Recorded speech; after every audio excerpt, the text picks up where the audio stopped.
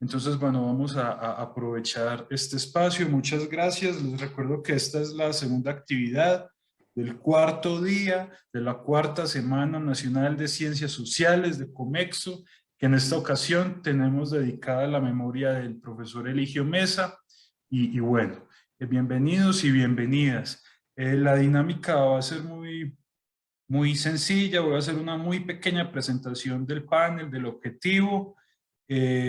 Posteriormente, la profesora Maleli va a hacer una pequeña presentación de nuestros invitados y nuestras invitadas para que sepamos quiénes son, de dónde vienen, y vamos a tener un intercambio con base en 3, 4 preguntas que vamos a realizarles a todos y a todas nuestras invitadas.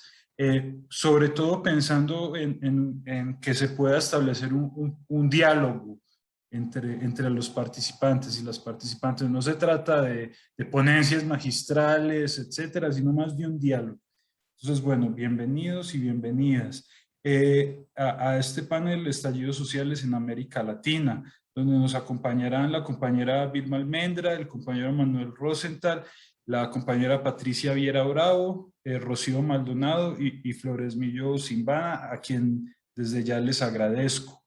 El objetivo del panel es muy sencillo, es generar un espacio de diálogo con el público en Zacatecas, en México y claro, en América Latina, quienes nos acompañan también desde las redes, sobre las diferentes experiencias de estallido y movilización social que se han presentado en América Latina en los últimos años, específicamente a partir de las perspectivas, análisis y experiencias de activistas y académicos y académicas que estuvieron participando o dando seguimiento directo a estos diferentes casos de movilización y estallido, ¿cierto? Nos interesa sobre todo esta dimensión de la experiencia. En la academia somos muy dados a analizar desde afuera, a vertir todas nuestras valoraciones disfrazadas de neutralidad valorativa, pero bueno, creemos la profesora Maleli y yo que es un espacio muy importante el que podemos abrir para dialogar desde la experiencia.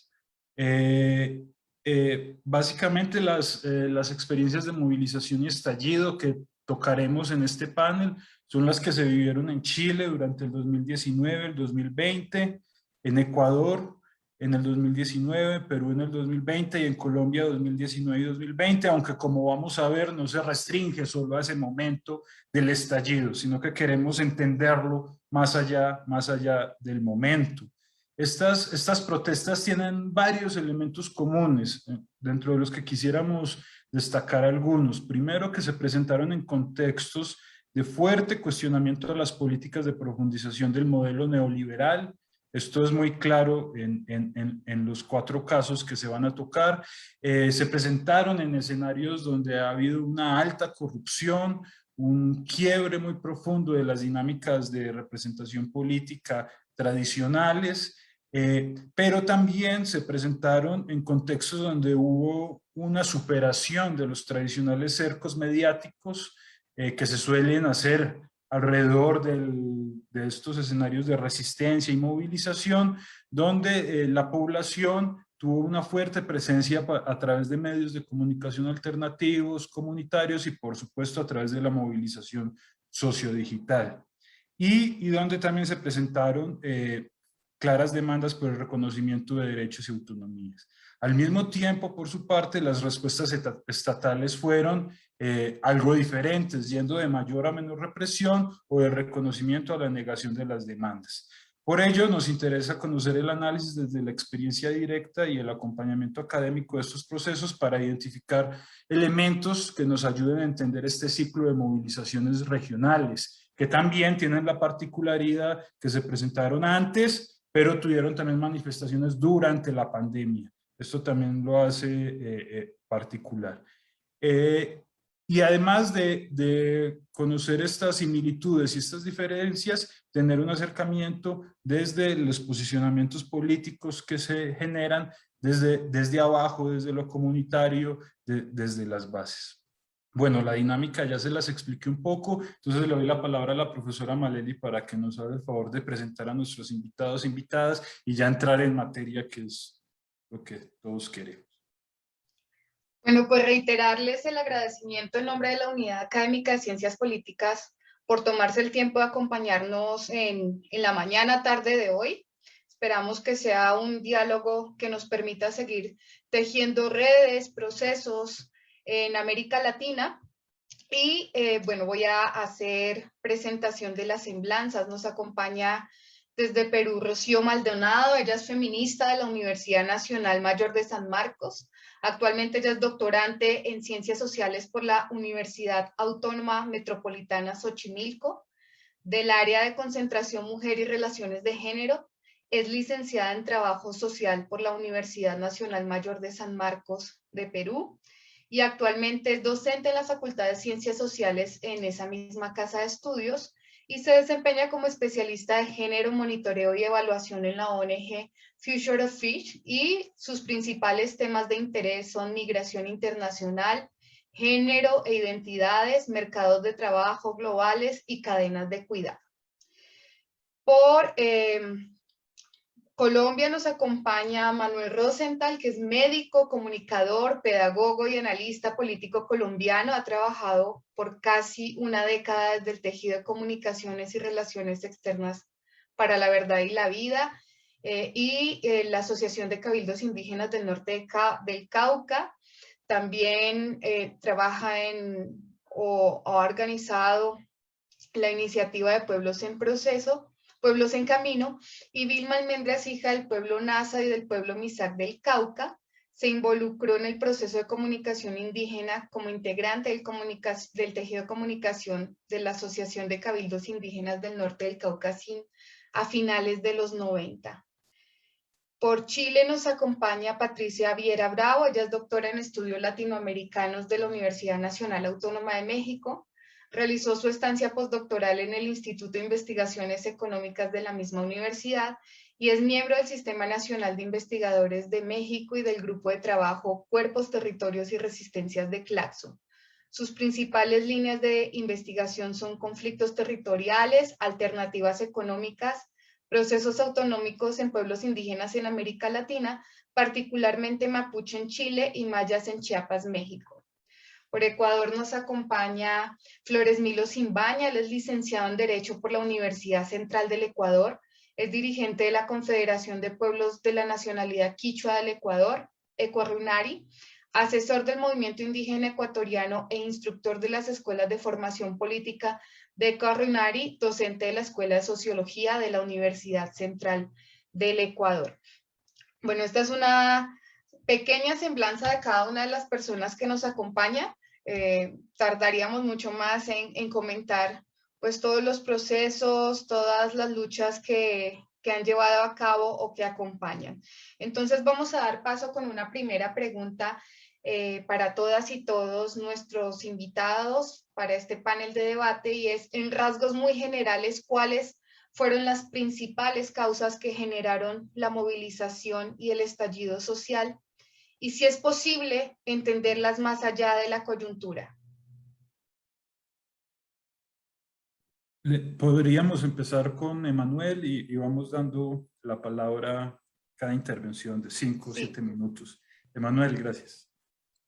Muchísimas gracias. Gracias, Maleli, Jairo, a todas y todos. Y qué gusto, además, qué gusto sentir que la intención es esa: diálogo, intercambio y dar distintas miradas, particularmente en este momento y en este contexto. Yo quisiera contestar en ese sentido de una manera provocativa, espero. Y es lo siguiente: bueno, dos estallidos visibles en Colombia, el 21 de noviembre y el 28 de abril del año pasado. El segundo en el contexto directamente de la pandemia de COVID y durante un pico de la pandemia. Entonces, creo y me propongo provocar con esto a quienes vienen de Chile, del Perú, de Ecuador, a ver si les parece, pero lo que uno leyó en común es que hubo pretextos para la movilización, pero los motivos son distintos a los pretextos. Tienen que ver, pero son distintos. El pretexto, por ejemplo, para la movilización del 28 de abril fue una propuesta de reforma tributaria en Colombia. Y era una reforma tributaria que le lanzaba sobre la población profundamente empobrecida por el COVID, por las estrategias políticas y tributarias del COVID, y profundamente empobrecida porque justo antes de comenzar la pandemia, el gobierno de Colombia había hecho otra reforma tributaria en la que garantizaba exenciones tributarias al gran capital, transnacional y nacional. Entonces, primero blindó a los más poderosos y a los más ricos del país de tener que tributar, y luego en un contexto en el que durante la movilización el Departamento Nacional de Estadística presentó datos absolutamente aterradores, como que, por ejemplo, las mujeres cabeza de hogar podían darle, casi el 60% de las mujeres cabeza de hogar en este país, en las ciudades, podía darle de comer a su familia 2 veces al día como máximo, y muy por debajo del nivel calórico proteico requerido. Y así otros datos. Entonces, para no entrar en detalle, ese fue el pretexto en la segunda movilización. En la primera fue mucho más visible que se trataba de algo integral. Nadie podía definir claramente el motivo de la movilización. Era todo. Era el hecho de que el ejército colombiano, por orden del ministro y por orden del expresidente Uribe, que es el dueño del país, habían ordenado bombardeos a la fuerza pública, ya estaban asesinando niños conscientemente, y eso hizo caer al ejército. El segundo, la lista que crece y crece y crece de asesinatos, ubicación, amenaza de asesinato de líderes y lideresas sociales en todo nacional, amenazas y asesinatos, masacres, es decir, una violencia que estaba directamente relacionada con el Estado colombiano y con la fuerza pública. El crecimiento y aumento de la injusticia social y de las inequidades, el paso de legislación de despojo y de entrega del país a transnacionales, la profundización de la deforestación. Entonces no voy a dar detalles, voy a decir esto. Los pretextos eran esos. En realidad, el levantamiento fue un estallido, pongámoslo de esta manera, ¿por qué no nos habíamos levantado así y con más fuerza antes? En realidad, la pregunta que habría que hacerse es ¿por qué no había habido un estallido antes? Aquí hay un Estado absolutamente ilegítimo, que ojalá podamos discutir esa idea de Estado y legitimidad, aunque sea un poquito después.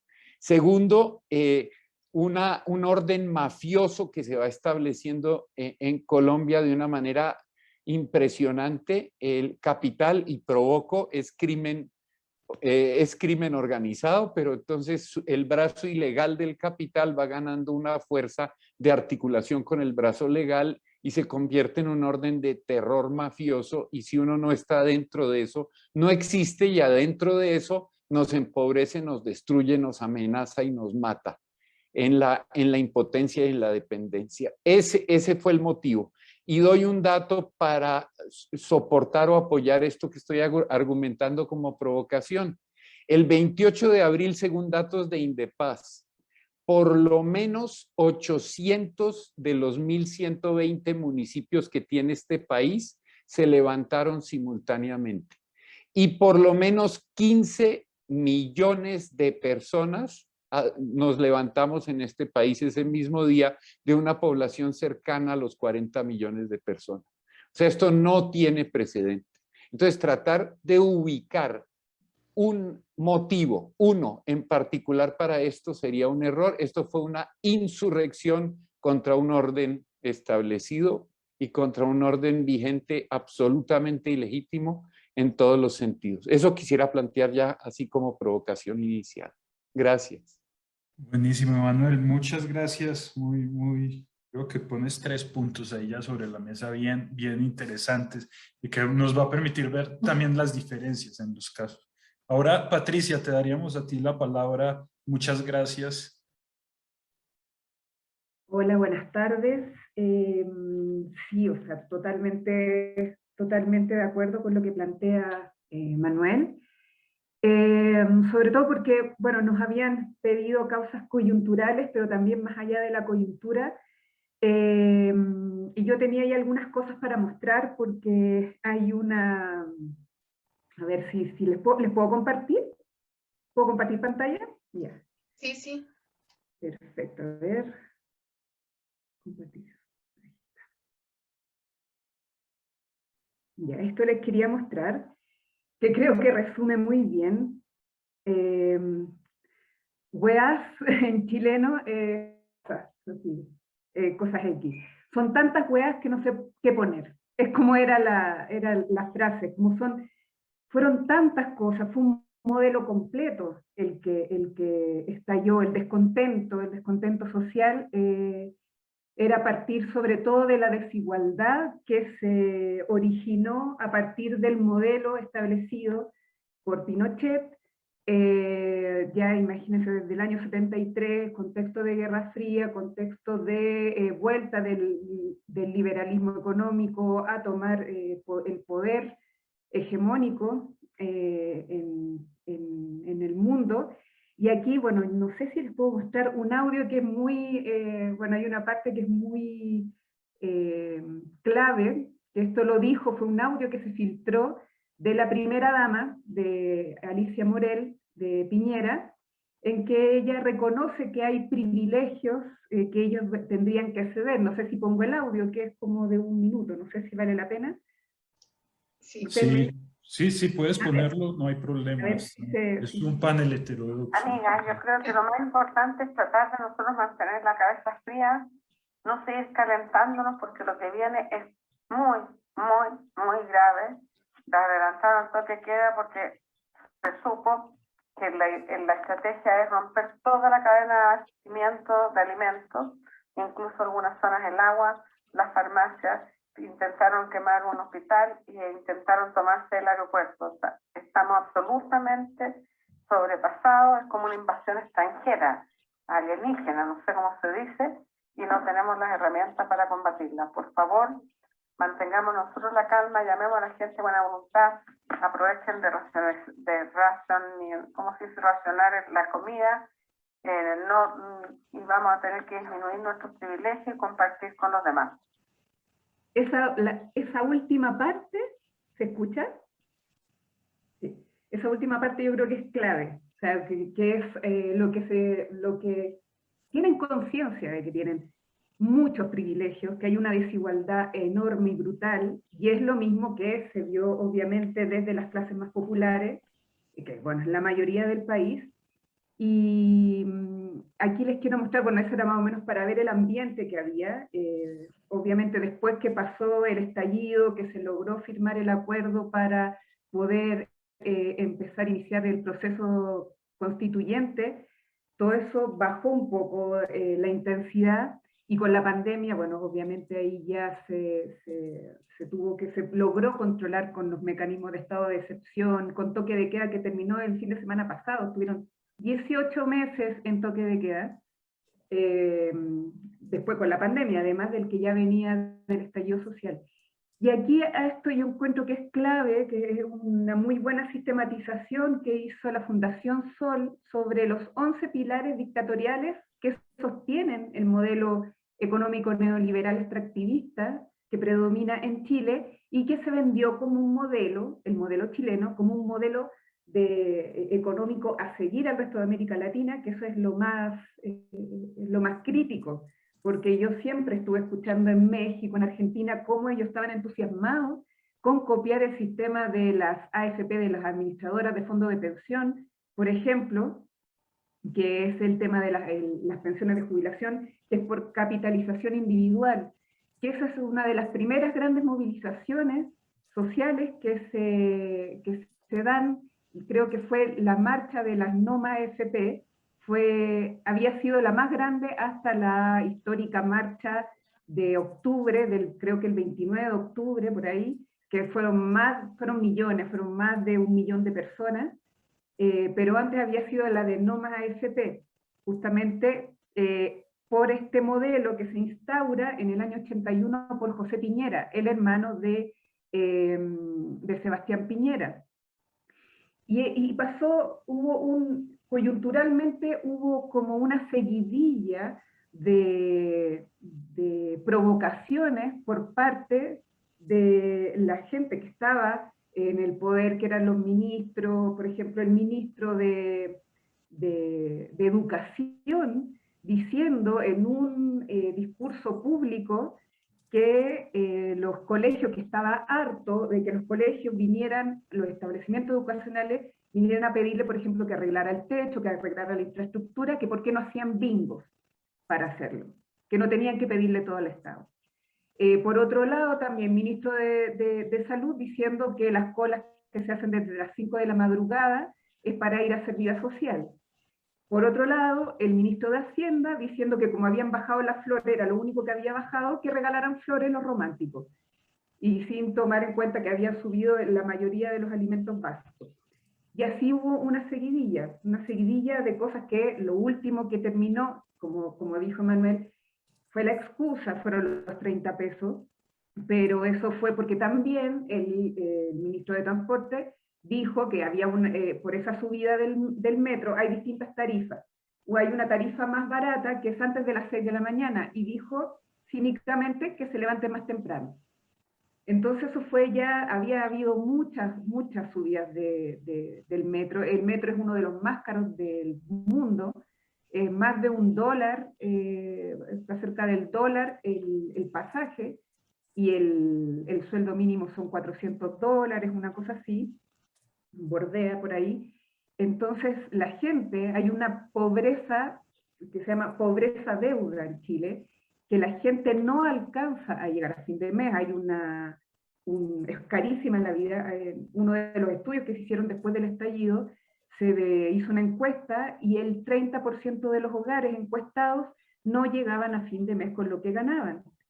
A eso hay que sumarle todas las deudas por el tema de la educación, el tema de la salud, que también es muy deficiente, los abusos del sistema bancario, y así toda esta como estructura sobre la que se sostiene un modelo no solamente económico, sino que también de vida, porque hay una construcción de una subjetividad que es a lo mejor la que ha costado más de construir, porque ahora con la pandemia, de alguna forma, vuelven a salir ciertos aspectos del individualismo, del rascarse con las propias uñas, que es, de alguna forma, a partir del movimiento estudiantil, por ejemplo, se había empezado a generar un cambio, que eso no hay vuelta atrás también, generar el cambio por lo menos de entender a la educación, la salud, las pensiones como derechos, y no como deberes que cada uno tiene que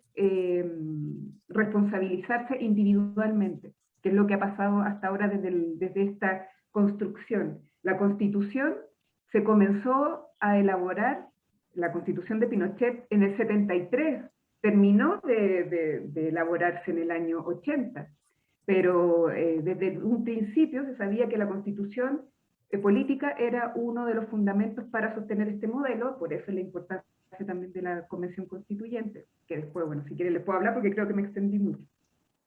Bueno, ya te íbamos a decir. Sí, perdón.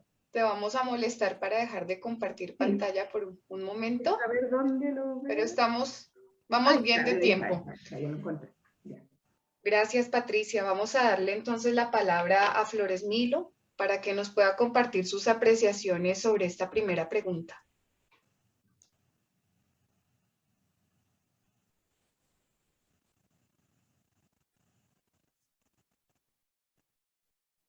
Sí, Flores gracias. Milo. Sí, ya. Las razones o las causas coyunturales son múltiples y, digamos, y necesariamente están conectadas con un tiempo un poco más largo, pero, digamos,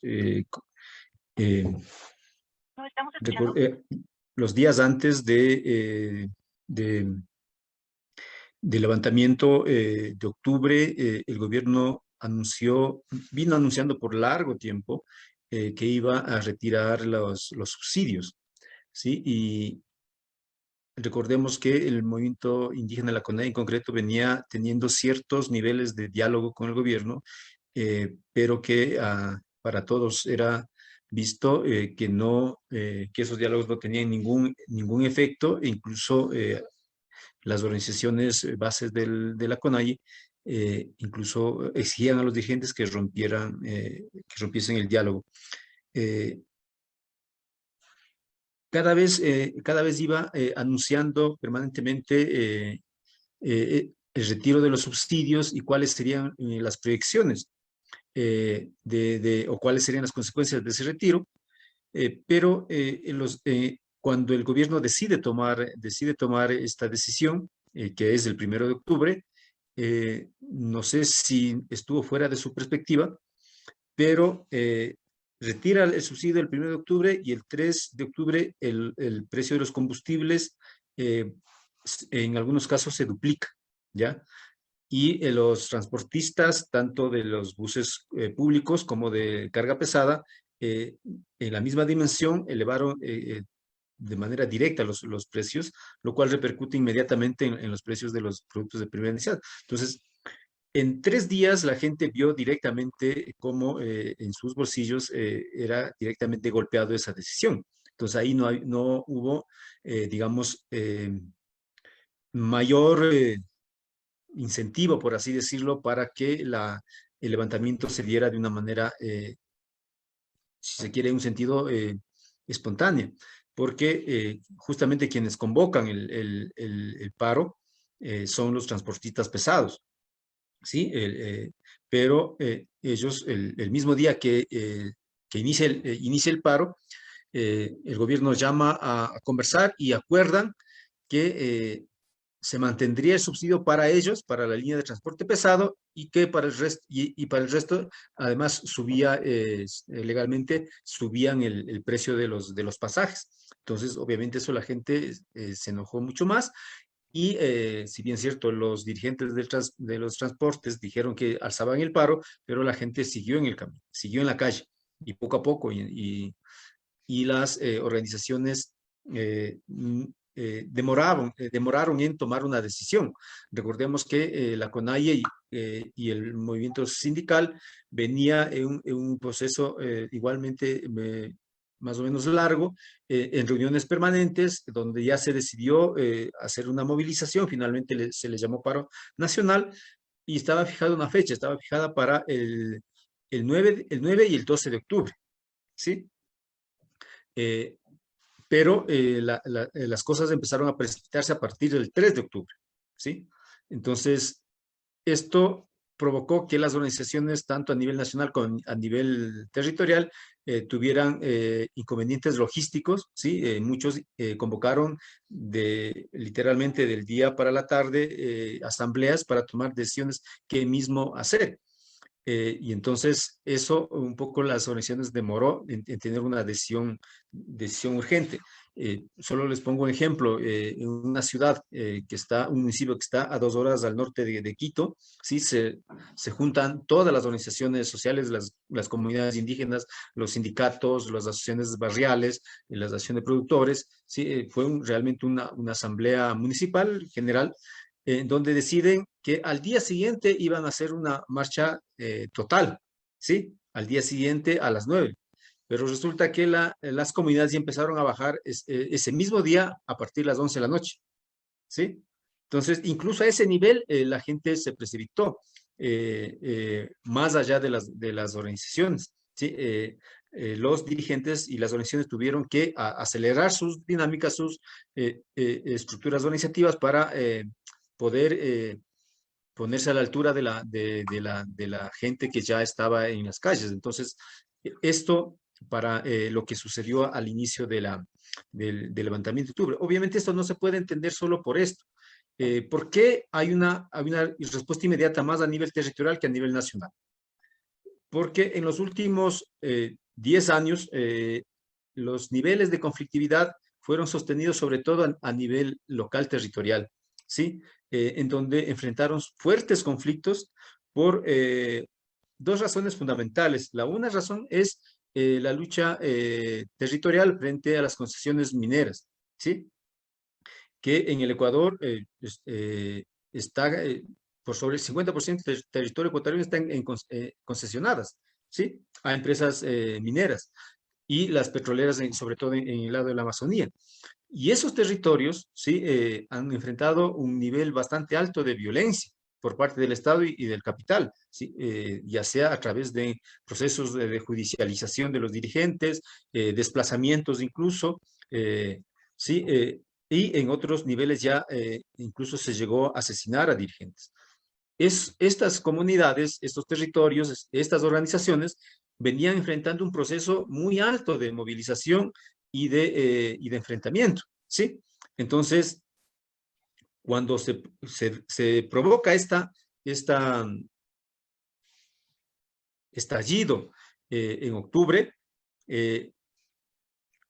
toda esta movilización territoriales, estas movilizaciones locales, se juntan, ven la válvula de escape y se lanzan, ¿sí? a la movilización general convocada. Entonces, ya no era solo la gasolina, era el tema de la oposición a la minería, ¿sí? Y la otra línea de resistencia o de movilización local permanente, igual que ya venía de algunos años en un enfrentamiento bastante complicado, bastante fuerte, es la disminución presupuestaria, sobre todo a partir del 2014, sobre todo 2015, en que el Estado central ya no daba los presupuestos a los gobiernos locales.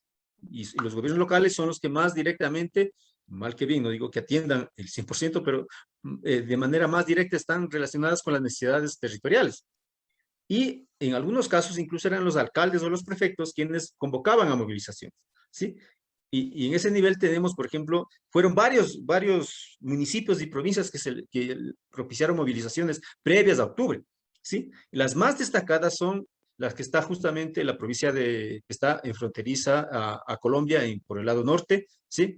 Carchi, y la otra que está en otra provincia, Bolívar, que está en el centro de esa región ecuatoriana, propiciaron unas movilizaciones que fue, y no es por exagerar y no es una metáfora, pero se acerca a lo más real que fue movilización total de la sociedad. Si no hubo gente que se quedó en la casa indiferente, ¿sí? Sobre todo en la provincia fronteriza de la Sierra Norte, frontera con Colombia, los niveles de violencia fue bastante altos, incluso el gobierno decretó estado de emergencia, ¿sí? Eso fue una semana y media, 2 semanas antes de octubre, ¿sí? Entonces, ya venían esos niveles de conflictividad a nivel territorial que octubre, porque la lógica de octubre, que es el paro de transportistas, que le da una cobertura completamente nacional, sí, aceleró todo y después atrás tuvieron que correr todas las organizaciones. Entonces, diríamos, la primera voz de conclusión de octubre era que la sociedad desbordó a las organizaciones. Pues bien, habría que añadir que no solo la movilización social desbordó a las organizaciones, sino también desbordó al Estado, ¿sí? Entonces, esa es como las primeras ideas que podemos decir de octubre. Muchas gracias, Floremiro. Muy claro lo que nos planteas y creo que ya hay varios puntos para el final a la reflexión que van a ser bien importantes. Esto que ya han manifestado los tres, del desbordamiento que hubo en el momento de la movilización. Yo creo que ni las organizaciones esperaban este tipo de respuesta que hubo tan generalizada y creo que puede ser un punto para la reflexión al final. Ahora, Rocío, te damos la palabra. Aquí te veo abajo, ya te presentamos, te doy la palabra, tienes 5 minutitos para responder esta primera pregunta y gracias. Rocío nos acompaña desde Lima en este momento. Hola, buenas tardes a todos y todas y muchas gracias por la invitación. Me siento muy contenta y honrada de estar en este panel juntamente con distintos colegas de distintas partes. Todos hermanos y hermanas latinoamericanas que somos finalmente, sufrimos los mismos males, solo que de diferentes formas, ¿no? Y bueno, sobre el caso de Perú específicamente, como saben, una de las protestas más importantes y mediáticas que se han dado en los últimos años ha sido las movilizaciones del 14 de noviembre del 2020. del año pasado, que fue titulares a nivel internacional, donde tuvimos como 3 presidentes en un periodo de tiempo muy pequeño, y además estas movilizaciones fueron durante 7 días consecutivos, teniendo como consecuencia el asesinato de 2 jóvenes y más de 100 heridos, ¿no? Y la dimisión, obviamente, del presidente usurpador, que en este caso era Manuel Merino, y que hace unos días pidió que le dieran su pensión vitalicia por haber sido presidente, y también ha pedido que ha escrito un libro, además, el señor, ¿no?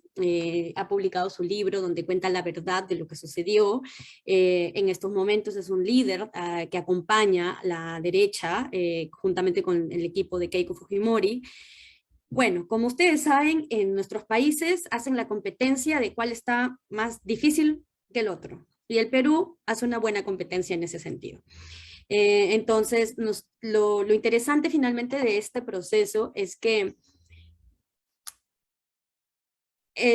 como sociedad creo que sobre todo las nuevas generaciones han tomado la posta de la disputa en la calle de estas reivindicaciones necesarias, ¿no? Coincido mucho con la compañera chilena sobre el hartazgo finalmente del sistema, ¿no? Yo creo que lo que está ahí es esa cuestión. El neoliberalismo implementado en nuestros países en distintas intensidades, de distintas maneras, pero finalmente es un poco por ahí, ¿no? Desde el tema del extractivismo, desde el tema del habernos quitado derechos fundamentales, ¿no? He sido estudiante en México también, becada por CONACYT, algo que jamás hubiera podido acceder en mi país, ¿no? Cosas que creo que los que somos latinoamericanos entendemos lo que representa en países del sur el privilegio de educarse, ¿no? Hija de universidad pública, docente en universidad pública, en una universidad que ha sido desmantelada por muchísimos años por un sistema que lo único que ha hecho es empobrecernos y quitarnos los derechos fundamentales.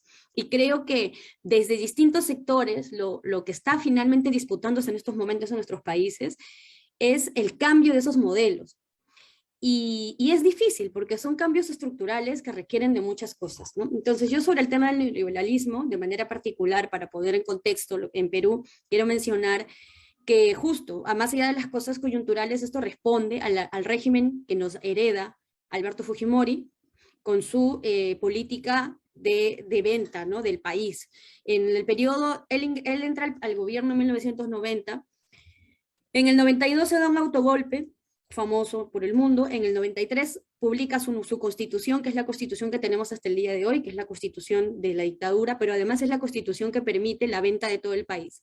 Se privatizan las empresas, se le quita el presupuesto a las universidades, le dicen que las universidades deben de generar sus propios ingresos, y un despojo de los derechos fundamentales como la salud, y que creo que en estos momentos se vio claramente con la pandemia. ¿Qué pasó? Y eso fue una cosa que se engancha, y creo que lo comentaba el primer compañero que hablaba sobre este sentimiento de cómo en la pandemia se nos reventó en la cara que estábamos muy mal, ¿no? En el Perú, hice una anécdota, ¿no? Yo estuve en otro panel hablando sobre el tema de COVID y de pronto un compañero comentaba que se había reunido el ministro de Colombia con el de Perú para cuando empezaban la pandemia, ¿no? Y le decía al de Colombia, estamos súper preocupados porque tenemos 200 camas a nivel nacional de camas UCI. El colombiano decía eso y el peruano decía, nosotros tenemos 20. O sea, un país que ha encabezado titulares diciendo que ha crecido macroeconómicamente en los últimos años, un país que dice que es de renta media en estos momentos, es un país donde no teníamos camas UCI, donde no teníamos ni la capacidad de producir oxígeno medicinal para salvar a nuestra población. Entonces, ese es el Perú que vivimos, o que vive la mayor cantidad de población en estos momentos, ¿no? Un país que tiene desnutrición crónica, mortalidad materna, un país muy conservador, un país donde la derecha, que está encabezada por Keiko Fujimori y muchas otras, otros personajes que creo que si han seguido la última disputa electoral del país, es lo que está finalmente detrás, ¿no? O sea, este neoliberalismo es lo que se está disputando y creo que nuestros pueblos lo tienen bastante claros. O sea, algo que de pronto podemos ya enganchar un poco con lo último. Desde noviembre del 2020 hasta ahora, los peruanos y peruanas no podemos estar tranquilas. ni tranquilos. Sabemos que tenemos que estar en calle cada vez que sea necesario. Hace poco han sido las elecciones en junio y no han podido proclamar al presidente más que 2 meses, casi 3 meses después de haber hecho shows mediáticos en la OEA y movilizar a muchísima población, porque ese régimen instalado durante 30, 40, 50, 70 años está vivo. Es muy fuerte, es muy vigoroso, en los sentidos de la biopolítica, es muy orgánico y está instalado efectivamente en nuestra población también. Entonces, eso es lo complejo, ¿no? Es complejo pensar cómo vamos a ir un poco en esa línea, y yo creo que el estallido social finalmente es este hartazgo, el ya no más, porque ¿sabes qué? No, sí, es lo que decían en Chile, que además ha sido increíble ver adolescentes en este proceso, y cómo cambia el sujeto político también, ¿no? De la protesta, porque finalmente eso está ahí. ¿Quiénes son los que deben de dar voz a las protestas? Yo creo que ahí los politólogos ya les toca cambiar de marcos porque ya no les resulta, ¿no? El tema de eso, ¿no? De decir, ¿sabes qué? Tú me subes 1 peso o 2 pesos, pero mi papá ya no va a poder comprarme el pan en la mañana, no lo sé. O sea, todo el sistema está tan precario que en cualquier momento explota, ¿no?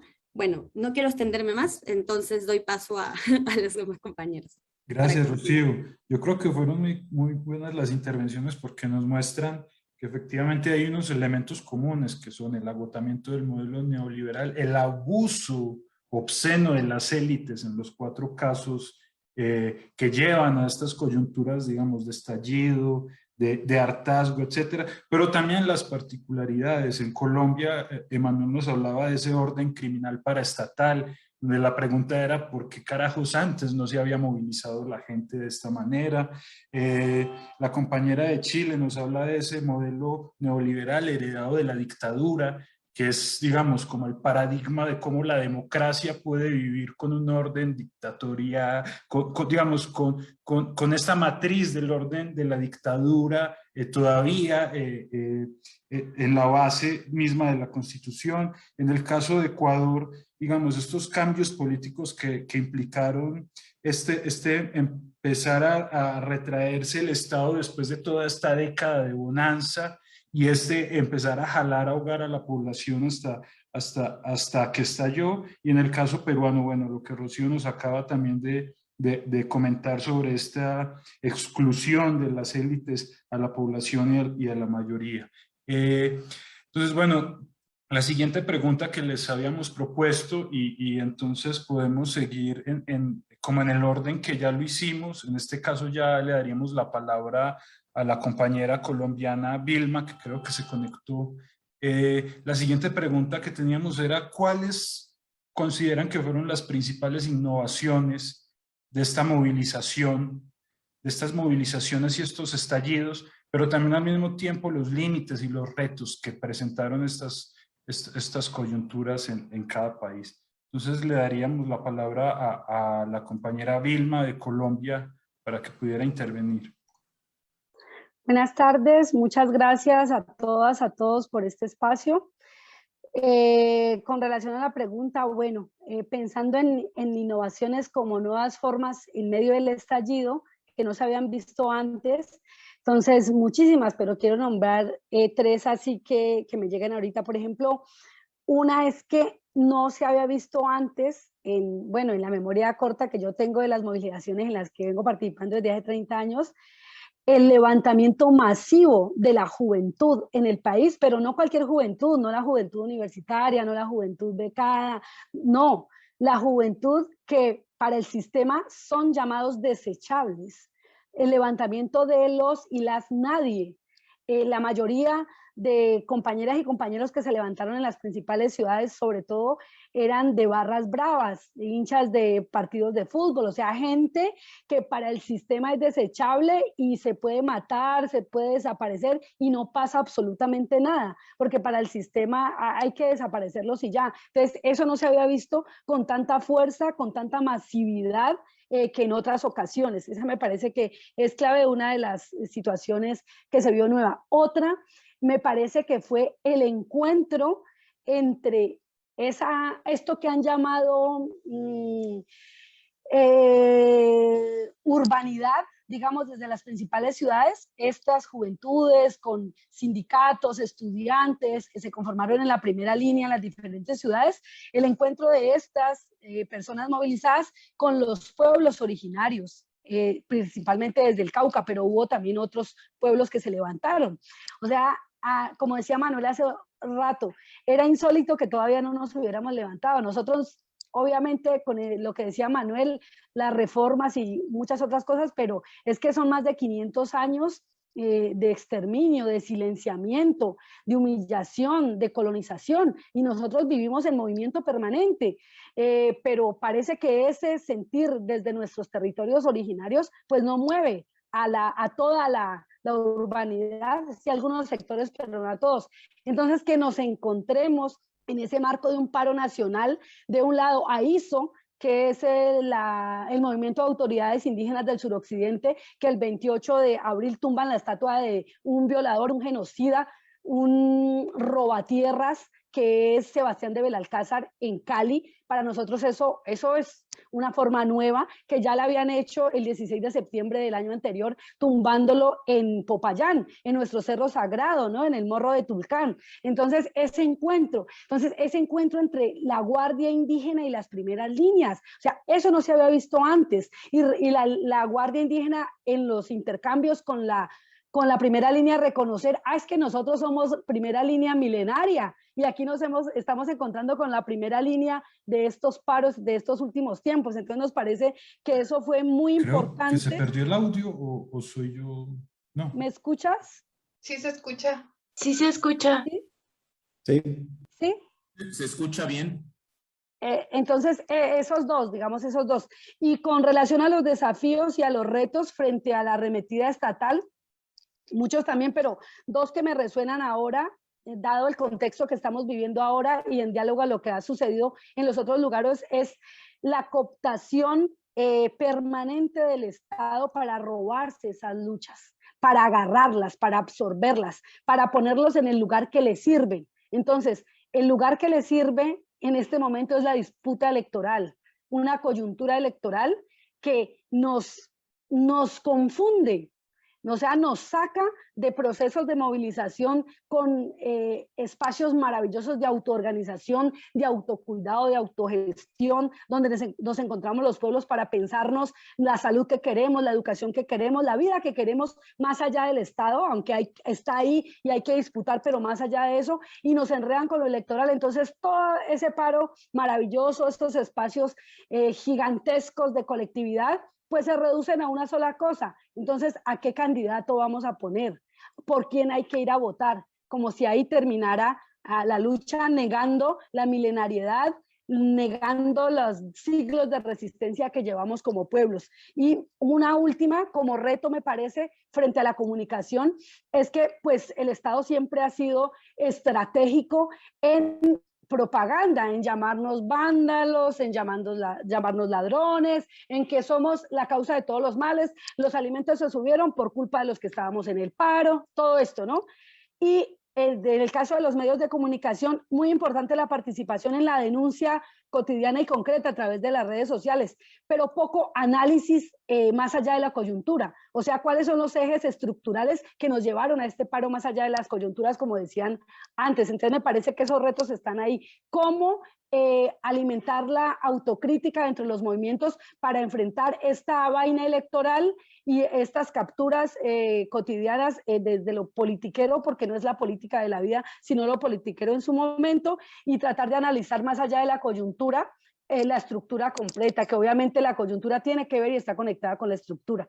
Eso, me disculpan si me pasé del tiempo. Bye.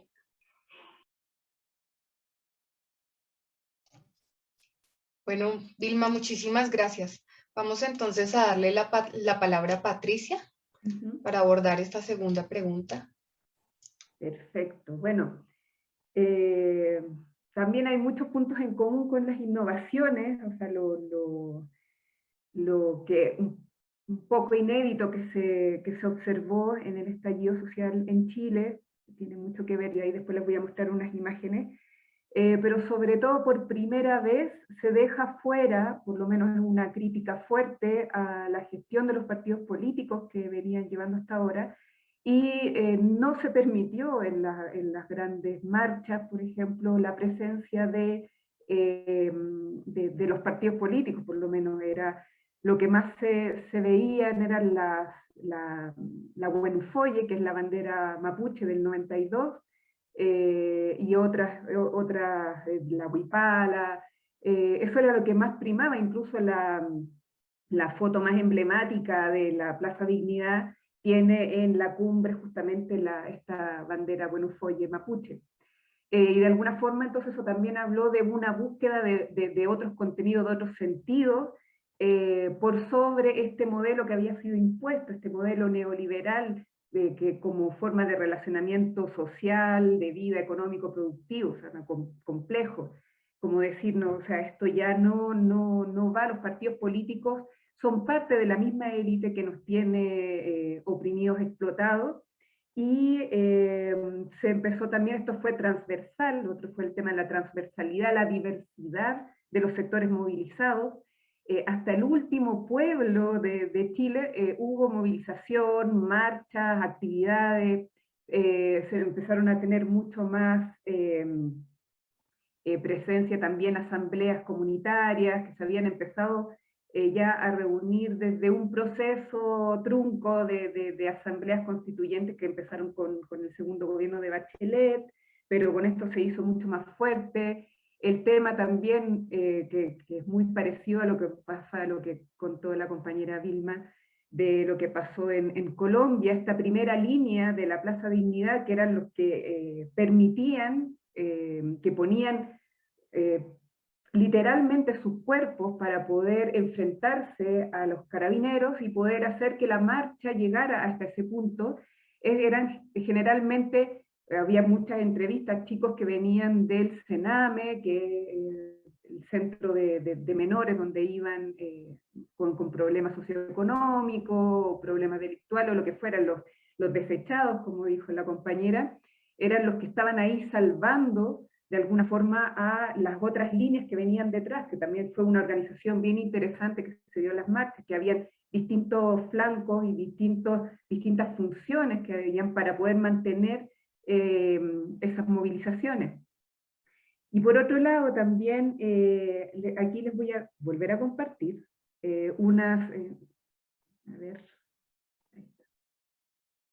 el tema de justamente esta búsqueda de sentidos propios. Bueno, aquí está el tema del renombrar, del apropiarse de los espacios públicos, de decir, por ejemplo, lo que les había dicho, todas estas provocaciones justamente a la dignidad de la mayoría de los chilenos, mantener ciertos privilegios a costa de la explotación y de la desigualdad, que nos lleva a ser uno de los países más desiguales del mundo. Por ejemplo, está el renombrar el centro, el epicentro de las movilizaciones como Plaza de la Dignidad, es la palabra que más apareció en todas las encuestas y las entrevistas que se hicieron en ese tiempo. Y la desmonumentalización, ¿ya? Bueno, ahí está, hay un error en el tipeo. Pero fue todo este tema fue muy fuerte en octubre, entre octubre y noviembre, empezar a reemplazar las estatuas de los conquistadores españoles por justamente personajes de la resistencia de los pueblos originarios, como por ejemplo acá, Francisco Aguirre, que era uno de los conquistadores de la zona del norte, fue reemplazado por una mujer indígena. Acá también esto pasó en Temuco, que se decapitó una estatua y se puso la cabeza en la estatua de Caupolicán, que es un gran líder también de la resistencia, la primera resistencia en la conquista española, que bueno, ellos creyeron que era Pedro de Valdivia, pero era otro personaje, pero bueno, eso era lo que simbolizaba, ¿ya? Acá, bueno, aquí yo no sé si se alcanza a ver porque a mí me lo tapa, pero también el volver a nombrar con la toponimia original los lugares como el Cerro Santa Lucía, que está en el centro de Santiago, volverlo a nombrar como Cerro Huelén, y así ha pasado por un montón de espacios, ya espacios emblemáticos en lo público. Y eso también habla un poco del sentido anticolonial que se ha dado en el sentido de cuestionar el ordenamiento y los principios que nos habían inculcado desde la educación hegemónica, de quiénes son, por ejemplo, cómo son los pueblos originarios, siempre habían sido vistos como los agentes de retraso de la economía y del desarrollo nacional, y ahora son vistos y son, por lo menos simbólicamente, a lo mejor no hay un conocimiento profundo, a lo mejor de lo que están planteando desde los pueblos originarios, pero sí simbólicamente es muy poderoso. Por ejemplo, esto llevó incluso a tener escaños reservados en la Convención Constitucional y a tener de presidenta de la Convención Constitucional a una mujer mapuche como Elisa Loncón. Entonces hay ahí un cambio, en por lo menos un ejercicio de empezar a explorar otras formas de ser, de esta identidad, de lo que es ser chileno, de lo que es el pueblo, entre comillas, que es un poco retomar lo que se perdió en un proceso que venía en la Unidad Popular con Salvador Allende y que fue la que se truncó justamente con la dictadura que impuso este modelo, este nuevo modelo, y que se enriqueció y que privatizó también más de 30 empresas a partir de la Constitución política, con pérdidas millonarias para el Estado, para poder ellos erigirse como la élite económica, siendo muchos funcionarios públicos durante los gobiernos anteriores a la dictadura y que ahora son los dueños del país prácticamente.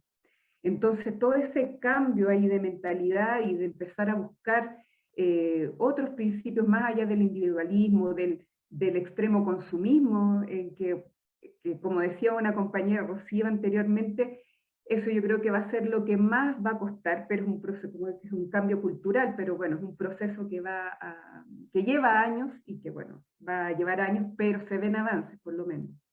Esas serían las innovaciones. No sé si alcanzo a hablar algo de los retos, pero... Creo que para la siguiente pregunta, cuando vamos a hablar. Gracias, Patricia.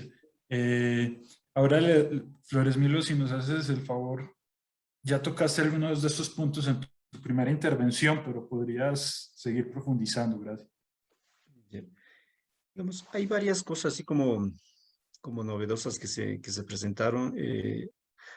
La primera es que fue lo que pasó en octubre, fue un levantamiento social extendido, por no decir total, que sería la palabra más adecuada, es decir, no hubo provincia o incluso municipio en donde no se provocara levantamientos, no hubo incluso parroquias, no sé si se entiende en otros países a que se le llama parroquias, que es la división territorial más pequeña, ¿sí? Que estuviese por lo menos sin algunos piquetes de la gente en el paro. La otra cosa que fue novedosa es ciertos niveles de doble poder territoriales. Digo, no hubo un doble poder nacional, pero sí se dieron eventos o episodios de doble poder a nivel de territorios, ¿sí? Y ahí tenemos, por ejemplo, Cayambe, que decía que es un municipio a 2 horas al norte de Quito, donde el alcalde es un compañero del movimiento, ¿sí? Un dirigente de larga trayectoria que ahora es alcalde, ¿sí? Ahí lo que hicieron es nombrar lo que se conoció como el Comité del Paro, ¿sí? Y ese Comité del Paro asumió las funciones incluso dándole orden al alcalde. O sea, el Comité del Paro asumió el control del municipio, perdón, y al alcalde lo delegaron para que se vaya con la delegación a Quito, ¿sí? Entonces, eso es una especie de doble poder, se dio ahí. En otras provincias se tomaron las gobernaciones, ¿sí? Y empezó a tomar control de la situación, no solo el control de la movilización, sino incluso del orden, qué productos nomás circulaban, es lo que se permitía. Por ejemplo, en el caso de Chimborazo, que fue una de estas provincias, que paradójicamente el día viernes pasado, la dirigente que estuvo al frente de esto fue sentenciada a 2 años por esa razón, ¿sí? Por lo tanto, digamos, las consecuencias de octubre todavía siguen vigentes. Este comité de paro, bueno, acá en esta provincia no se llamó comité de paro, acá se llamaron los parlamentos populares, los parlamentos del pueblo, ¿sí? En donde ellos incluso decían quién circula, quién no circula, todo ese tipo de cosas. Entonces, eso fue, digamos, lo llamativo o una de las cosas llamativas del levantamiento. Lo otro llamativo es del lado contrario, ¿sí? Si bien es cierto, el Estado ecuatoriano ha tenido fuertes episodios de fuertes niveles de represión, ¿sí? A lo largo de la historia, o por lo menos de los últimos 30 años, ¿sí? Pero lo que no se había visto era el nivel de coordinación nacional de la represión del levantamiento, de la represión social, ¿sí? Y con los niveles de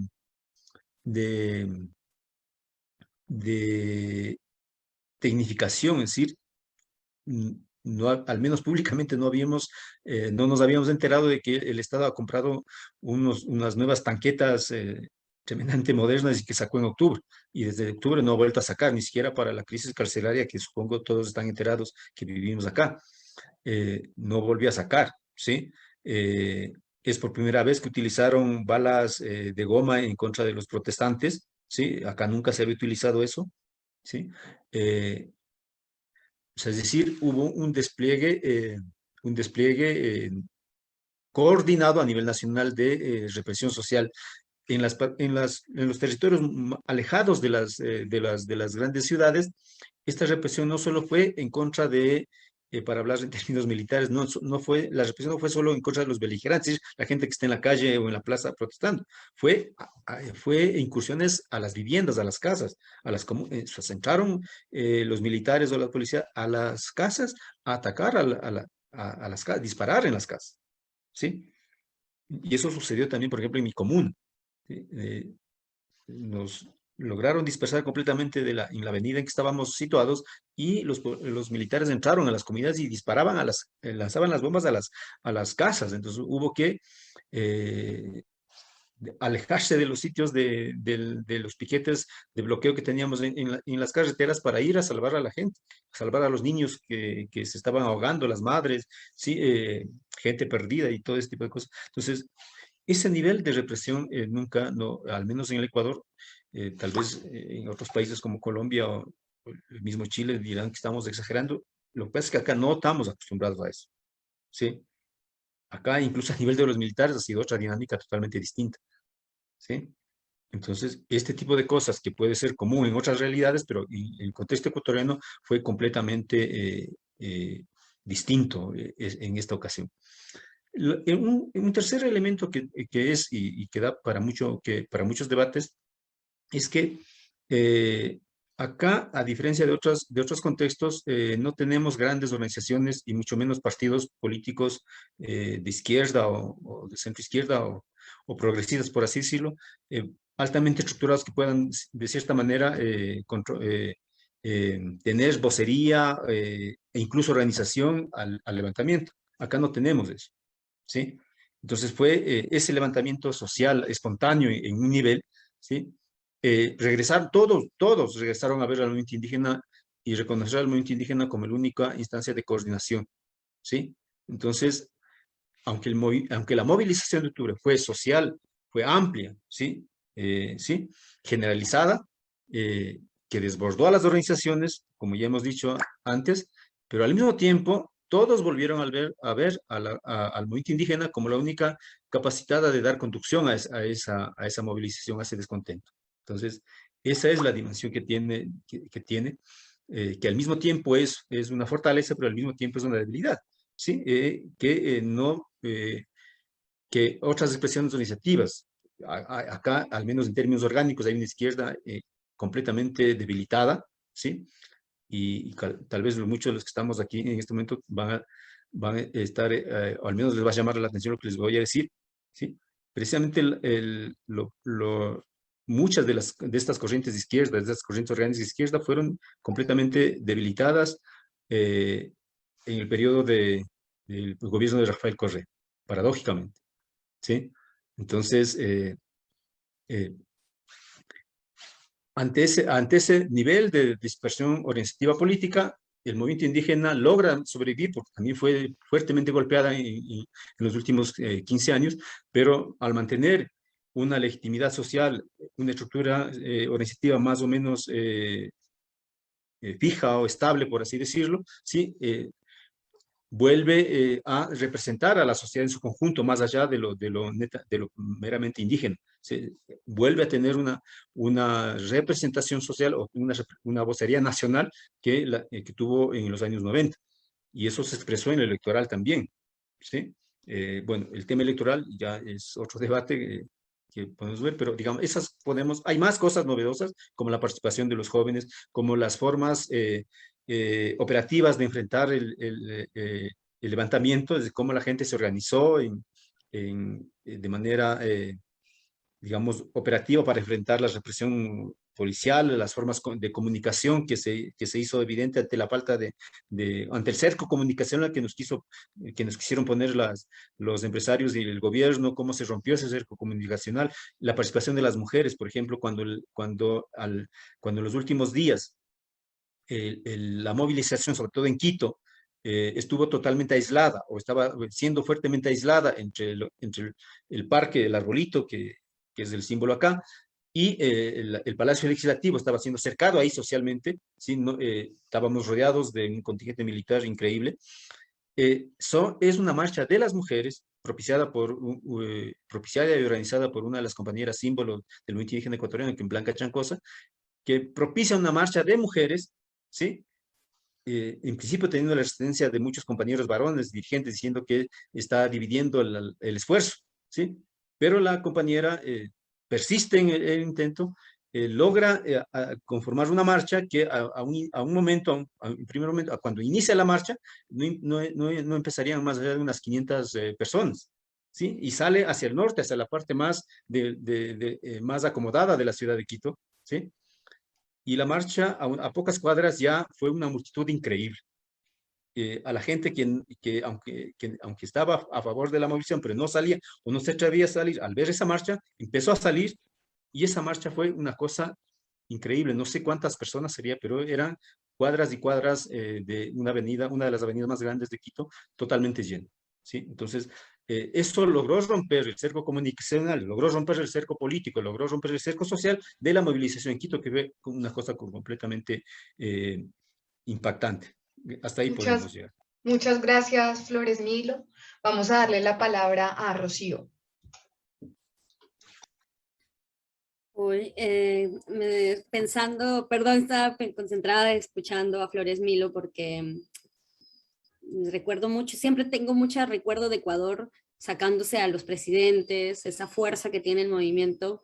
Es algo que al menos marca un ejemplo en América Latina de esa cohesión, ¿no? Y también entiendo lo que menciona sobre el tema de cómo a veces los gobiernos de izquierda desarticulan los movimientos sociales, ¿no? Y creo que eso también es importante mencionarlo, perdón, antes de que me pase, porque me quedo con eso, porque creo que son problemas también conjuntos, de dejar de idealizar un poco a la izquierda, que finalmente termina siendo un discurso, desde mi opinión personal, desgastado, inútil, que no nos lleva a ninguna parte, ¿no?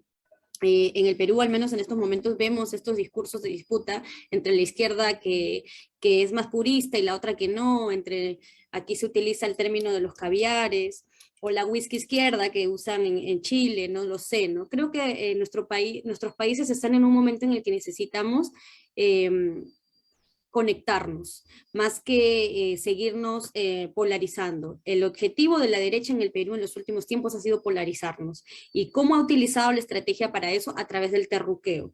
El terruqueo mediático, el terruqueo, la estigmatización de decirnos a todos que somos comunistas, que somos terroristas, gracias a esta historia del conflicto armado interno que tenemos, ¿no? Entonces, para ir ya a la pregunta, lo innovador tal vez de este momento, de este estallido social, es de que sobre todo los nuevos perfiles, ¿no?, que mencionaba, jóvenes, mujeres, teniendo discursos creativos e innovadores para la protesta, ¿no? Hay un grupo de chavas, de jovencitas, que van a desactivar bombas. que se lo copian mucho también de los chilenos, ¿no? Las chilenas tienen unos videos en YouTube donde hacen como tutoriales para poder saber eso, ¿no? Creo que parte de la globalización y de estas generaciones que la gente decía que estaban en otra onda, que no estaban comprometidos con la política, lo están haciendo, pero la política es de otra manera, no desentendida desde los partidos políticos, no entendida desde el discurso de quién se para a decir lo que tiene que decir, y creo que en ese sentido hay que tener una crítica frontal también a nuestros compañeros de izquierda, que no son muy progres en su quehacer real, ¿no? O sea, no para seguir peleándonos, pero sí para que tratemos de ser un poco más coherentes, ¿no? No quieren ceder puestos, quieren seguir siendo los mismos, no quieren incluir jóvenes, no quieren incluir mujeres, entonces esas disputas se van dando en los micros niveles hasta la parte de gobierno, ¿no? Yo creo que algo que fue innovador de esta manifestación en específico del 14 de noviembre fue el haber sentido, yo creo que después de muchísimos años, no habíamos sentido un dolor común, un dolor colectivo, un dolor que nos juntara, más allá de las clases, más allá de los tintes políticos, y fue la muerte el asesinato de estos dos jóvenes, de Inti y Brian, que se han vuelto un emblema de la lucha constante, ¿no? De la desigualdad. El 86% de la población, según datos de la encuesta que se hizo en ese momento, apoyaba las manifestaciones en las calles. Creo que hace mucho tiempo no encontrábamos una manifestación que nos juntara. Fueron manifestaciones a nivel global, además. O sea, bueno, yo estaba en México en ese momento y hicimos una manifestación en Bellas Artes y llegó gente de todas partes, de todas las clases también. Y eso es bien interesante, ¿no? Pensar que qué nos puede juntar como países, ¿no? Esta identidad colectiva global, y creo que las redes sociales juegan un poder muy importante ahí, de poder compartir discursos que sean más integradores, ¿no? Algo que también creo y por eso empezaba con lo de Ecuador, porque durante muchos años nosotros hemos tenido en nuestros países un discurso derrotero, ¿no? Un discurso de que no se puede cambiar nada, que todo es así, que ya estamos súper mal, ¿no? O sea, ya, pues es que las cosas siempre son así allá, ¿no? Recuerdo mucho que una vez una compañera venezolana que justo conocí en México me dijo eso, ¿no? Que había venido al Perú en los años 90,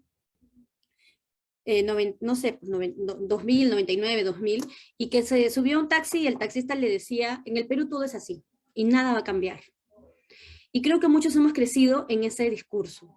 Y para mí ha sido esperanzador, ha sido muy potente que poder ver a la gente diciendo, no, ¿sabes? Lo vamos a cambiar. Y este proceso no es solo con el 14 de noviembre, viene desde antes, desde el gobierno de Ollanta Humala, cuando quisieron implementar una ley que daba un régimen especial para los jóvenes de trabajo precarizado. Hubo movilizaciones como por 6 días hasta que no le quedó de otra al presidente que salir a dar un mensaje a la nación a decir, derogo la ley. Y esa capacidad de darle poder a la protesta es algo que te cambia el chip como ciudadano y como ciudadana. Porque este discurso que hay del establishment, de la derecha, de decir, si sales a la calle eres terrorista, si te quejas eres un resentido social, porque como no tienes lo que yo tengo, me envidias y por eso te estás quejando, y finalmente pues eres un desadaptado y eres un peligro para el país, pero la gente dice, ¿sabes qué? No, yo no tengo nada contra ti, solamente quiero trabajar, quiero estudiar y somos un montón, ¿no? Entonces, yo creo que eso ha sido bien fuerte desde esos años y en esta manifestación, pues, o sea, 7 días continuos de manifestación y 5 días donde el dictador, perdón, este señor, el Merino, no le quedó más que salir. O sea, y ese poder que regresa a la gente es algo que es vital, vital. Y es algo que yo creo que ha sido lo más potente y que nos da, al menos yo veo el escenario político del Perú con otra cara. Y en ese sentido sí hay particularidades un poco con respecto a Colombia, tal vez por el tema de la cooptación también de la población, del nivel de represión, porque como bien comentaba el compañero, ¿no? O sea, a estos muchachos los han asesinado la gente de los militares con perdigones. Les han tirado una cantidad de perdigones de plomo que obviamente, o sea, y esos, ahorita la fiscal de la Nación le acaba de poner una denuncia formal a Merino y a los militares que estaban a cargo de esa operación, ¿no? Y creo que eso, en ese sentido, en el Perú, es una sensación como de que estamos muy mal y de pronto que podemos salir también. Esa sensación como que de todo mal o todo bien, porque que podamos tener en la cárcel a todos los presidentes, los tenemos en la cárcel, o al menos los tenemos en proceso. O sea, Alejandro Toledo, que está en Estados Unidos, ya le sacaron la orden de extradición. Está, después del régimen de Fujimori, está Toledo, está Ollanthumala, que también ha estado en prisión, que ya salió, está PPK, que estuvo en prisión, y bueno, Martín Vizcarra, que era según el mejor, pues también está porque se vacunó como 10 veces y además tiene problemas de un montón de cosas ahí, de que robó. Entonces, pero sin embargo, la ciudadanía sabe de que pueden pagar, que hay mucha corrupción.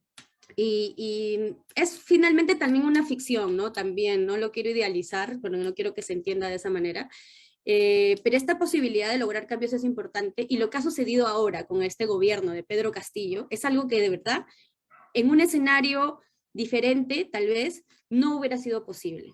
Es la primera vez en la historia del Perú que tenemos un presidente campesino, un presidente de las zonas rurales, un presidente que llega a Palacio con todas esas personas que recogen esto que creo que todos hemos mencionado, ¿no? La compañera colombiana creo que lo dijo muy claramente, no son 30 años de neoliberalismo, 50, 70, son 500 años de exclusión, de haber construido estados que no son nuestros.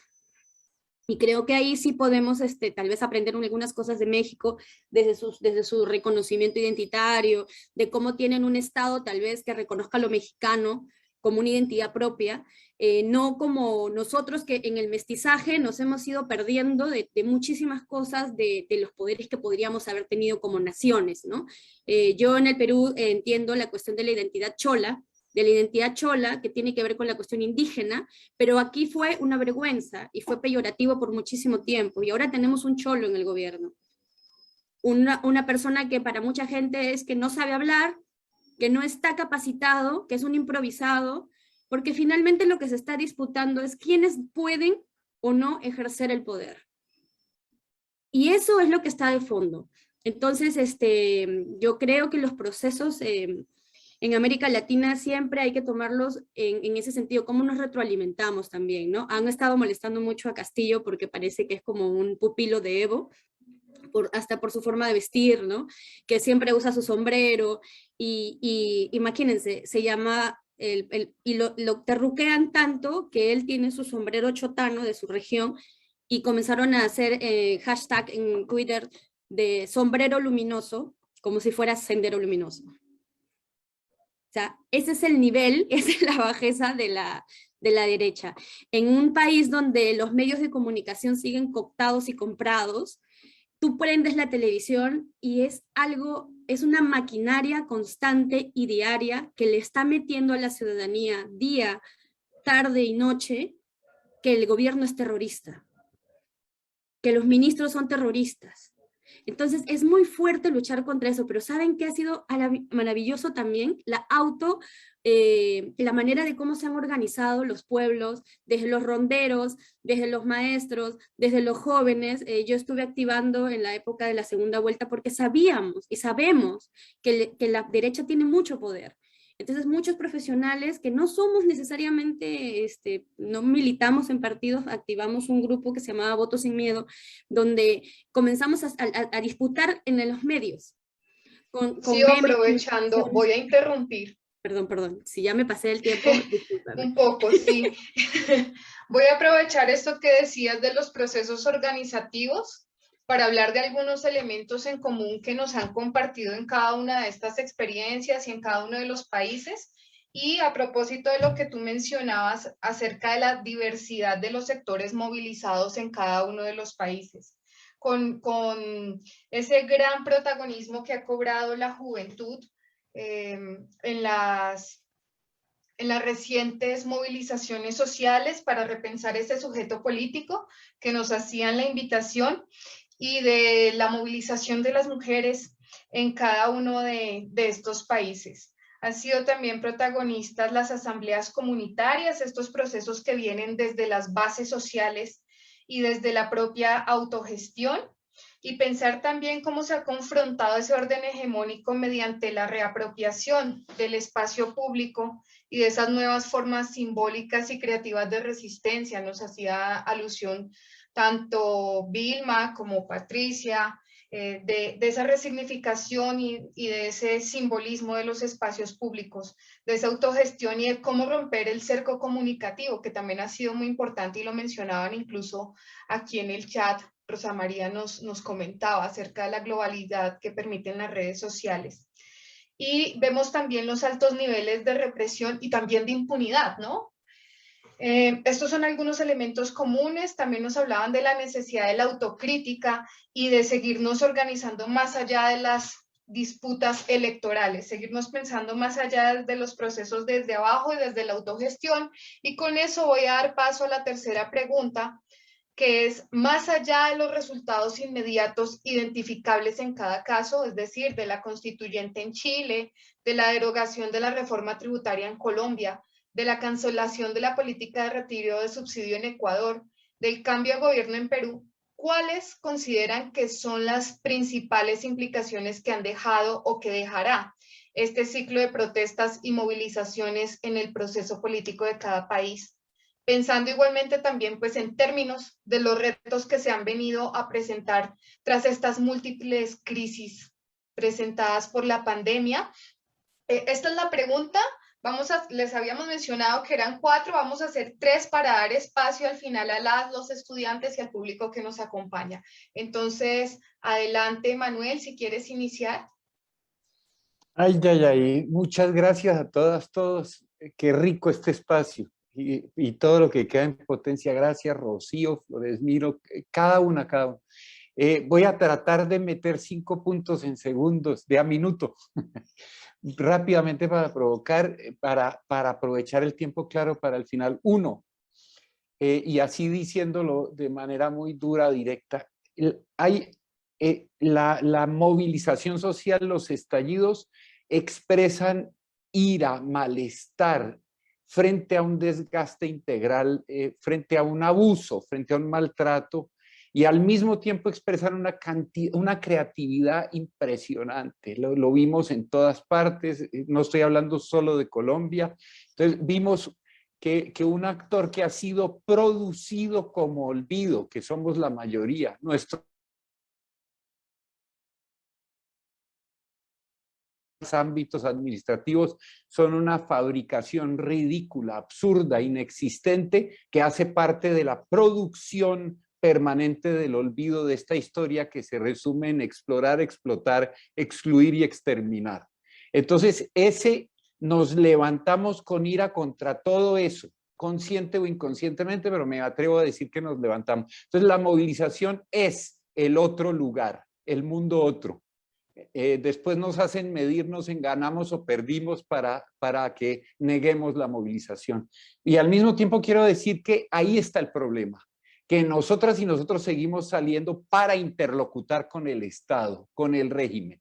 O sea, protestamos contra el Estado, exigimos al Estado, y eso es ridículo, es absurdo. Lo estoy planteando así abiertamente porque nos habita ese ridículo y ese absurdo. Seguimos estando ahí. ¿Quién no sale de una movilización a ser candidata y candidato electoral? Así como lo dijo Rocío, las izquierdas, las derechas, toda la institucionalidad político-electoral y electorera nos hayan mostrado que eso es así. Ese es el primer punto. Entonces, y en ese primer punto quiero decir que todo el espectro, desde el Estado liberal democrático hasta el mafioso paramilitar fascista asesino, todo ese espectro mercantiliza territorios, mercantiliza la vida, fabrica olvido y nos somete.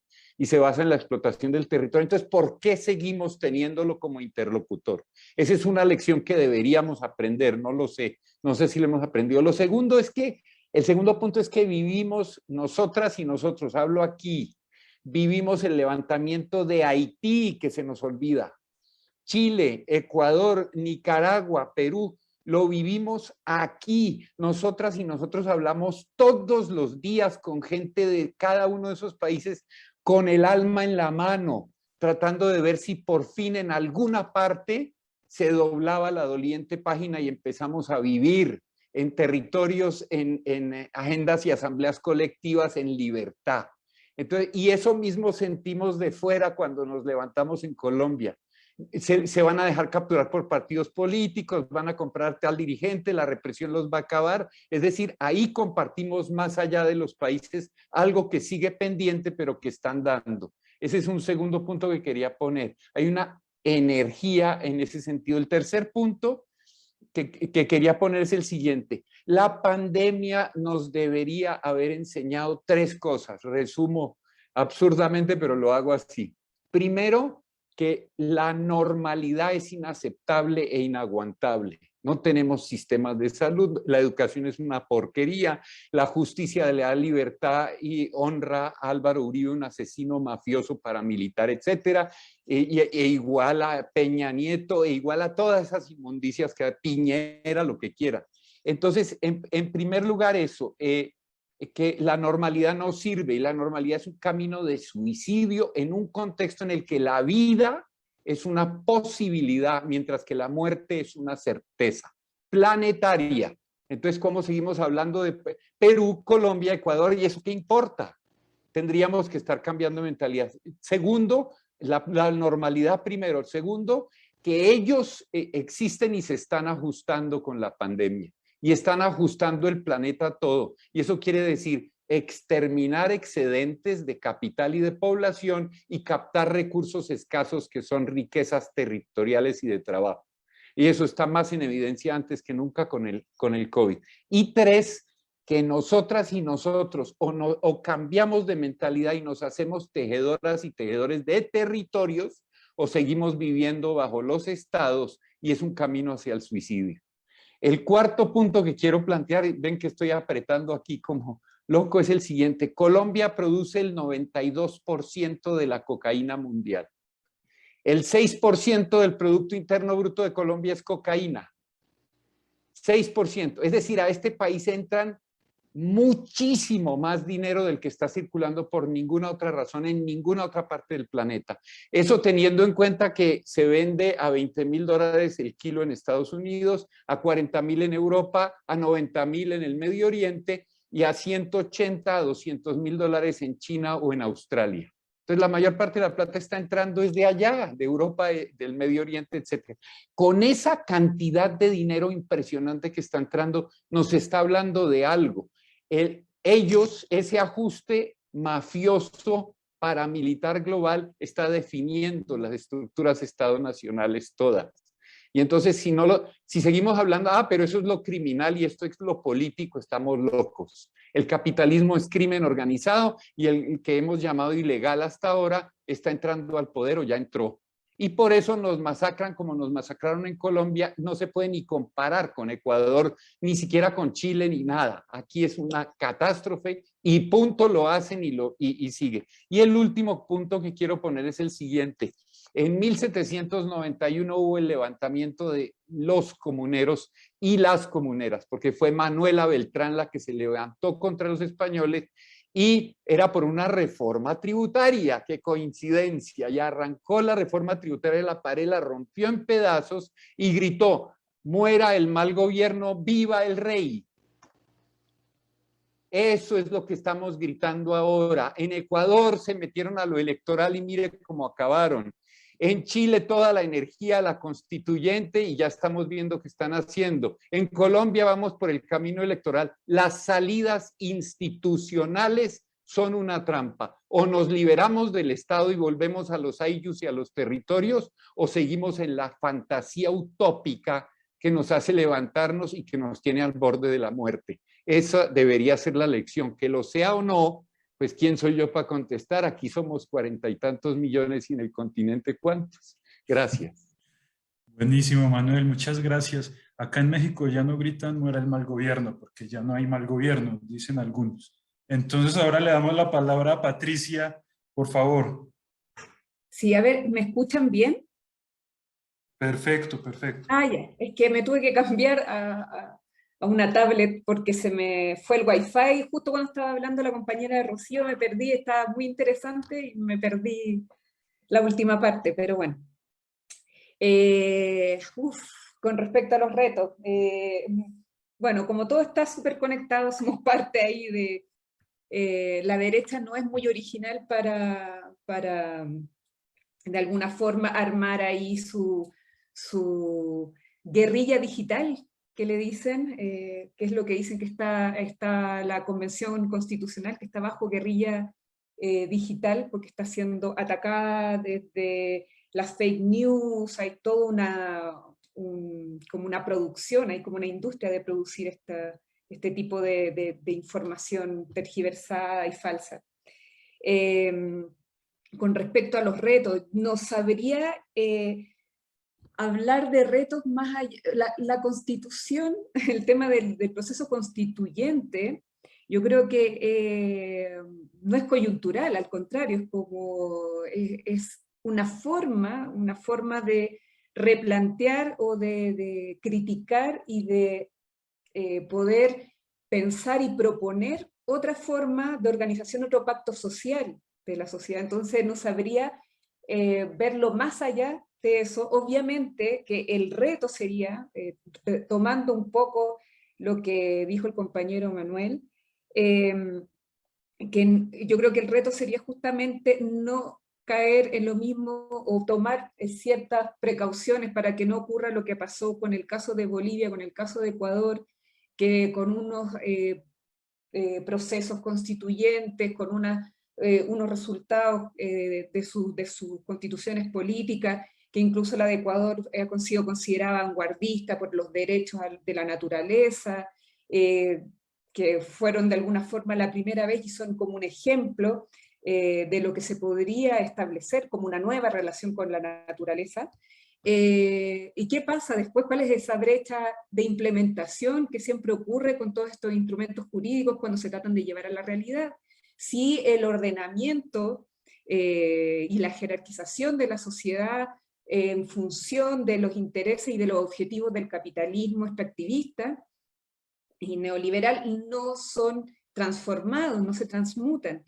Yo lo que sí creo, o sea, obviamente desde lo institucional, como también siempre tomaron esa postura desde los sectores más radicales, por ejemplo, desde las organizaciones mapuches como la Coordinadora Arauco Mayeco, por ejemplo, que siempre se posicionaron fuera de todo este proceso constituyente, por lo mismo, o sea, porque desde la institucionalidad del Estado ellos no creen que es el camino para poder hacer algún cambio y ellos apuestan por una propuesta de organización socioterritorial propia.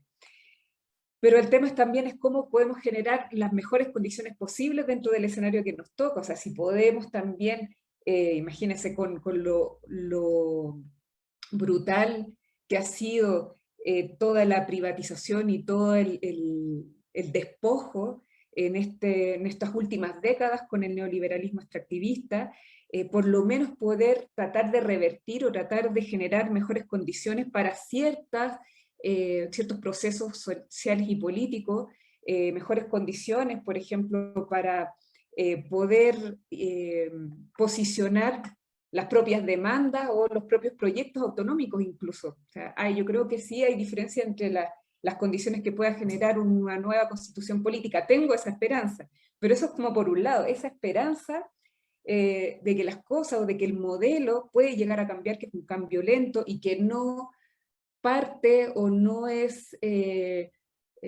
como causa y efecto de tener una constitución política dentro de la estructura de lo que es un Estado nacional, entendiendo que el Estado nacional es una organización construida por el capital para poder asegurar esta explotación y para poder asegurar su organización de la sociedad y dejar a sectores en estas condiciones de marginalidad y que sean más vulnerables y más fácilmente explotables.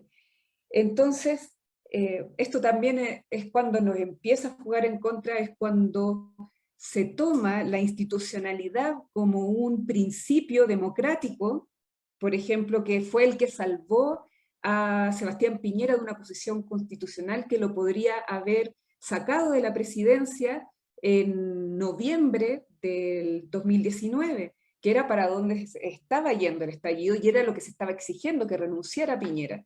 ¿Y qué pasó? Justamente el 15 de noviembre se hace un salvataje a partir de un acuerdo entre los partidos políticos, excluyendo al Partido Comunista, pero el Frente Amplio, Boric, que es el principal candidato a la presidencia en este momento por el Frente Amplio, que tiene por lo menos el porcentaje más alto, fue el que se sentó, firmó ese tratado, ese acuerdo por la paz, que al final salvó a Piñera, y con todas las consecuencias que hubo para toda la población, después con la pandemia, con continuar con la represión brutal, que dejó un saldo de más de 30 muertos, miles de heridos, y todavía tenemos 77, por lo menos 77 presos desde el estallido social, 51 que están en prisión preventiva, más de un año en prisión preventiva, que es algo inaudito. Entonces, ese costo, ese tremendo costo, para salvar una institucionalidad como fetichizada, como si estuviera por sobre la soberanía o la voluntad del pueblo o del territorio en el que se supone que se está gobernando, es justamente lo que ahora está jugando en contra. El tema ahora, de nuevo, con todo esto de el último escándalo del Pandora, del informe de Pandora, que apareció obviamente Piñera con un montón de cuentas en las Islas Vírgenes. También ahora por ese crimen, por ese delito, sí se estaría a lo mejor pensando en una acusación constitucional, pero no cuando se estaba asesinando a la gente por parte de los agentes del Estado, como pasó con Pinochet también, que nunca se le juzgó por las violaciones a los derechos humanos y por los detenidos desaparecidos y por los muertos, sino que por un tema de lo mismo, así una evasión tributaria y por delitos económicos. Entonces también ahí es como termina siendo como una especie de camisa de fuerza en que nos metemos y que tenemos que tratar también de la esperanza, justamente a lo mejor no ponerla, sino en a lo mejor lo que pueda salir de esta convención constituyente, que desde un principio en el discurso, por ejemplo, de Elisa Loncón cuando asume la presidencia, ella habla de refundar Chile, que es un poco lo que está en la idea de lo que la gente espera de la constitución política, pero esa refundación, tener claro que no va a partir desde ese nuevo contrato social, sino están las condiciones que puedan llegar a asegurar que las autonomías, que las organizaciones territoriales de base puedan continuar con sus propios proyectos y que se puedan articular de una forma que no tengan que estar cooptados y dentro de lo que son las organizaciones, de la institucionalidad estatal, que eso es lo que yo creo que podría ser uno de los riesgos, esa decepción después, como la misma decepción que tuvimos cuando volvió la democracia en los años 90 y fue una continuidad más de lo que era el modelo neoliberal y que puede ser el mayor riesgo que tenemos con esta nueva constitución política. Gracias, Patricia. Creo que fuiste muy clara en tu comentario. Yo les voy a pedir una disculpa muy sincera a Flores Milo y a Rocío, pero para que podamos tener 10 minutitos al final de intercambio, si pueden tomar la palabra y en 5 minutos resumir la pregunta más difícil de las tres. Entonces, Flores Milo, te doy la palabra.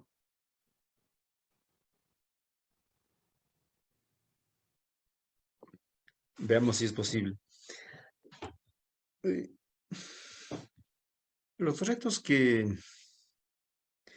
digamos que quedan son bastante fuertes. Ahí, por un lado, hay una sensación de haberlo perdido todo porque el gobierno finalmente, el nuevo gobierno finalmente, bueno, el anterior ya empezó a quitar los subsidios y que ahora, el día lunes, se inició o hubo un intento de un inicio de diálogo con el gobierno actual y el tema de los subsidios, él dijo que no lo movería. Entonces, hay así como voces, no solo internas, sino desde afuera, de que no se consiguió nada, pero con una intención política de deslegitimar octubre, de más o menos decir que las movilizaciones no sirven para nada, más bien lo que hay que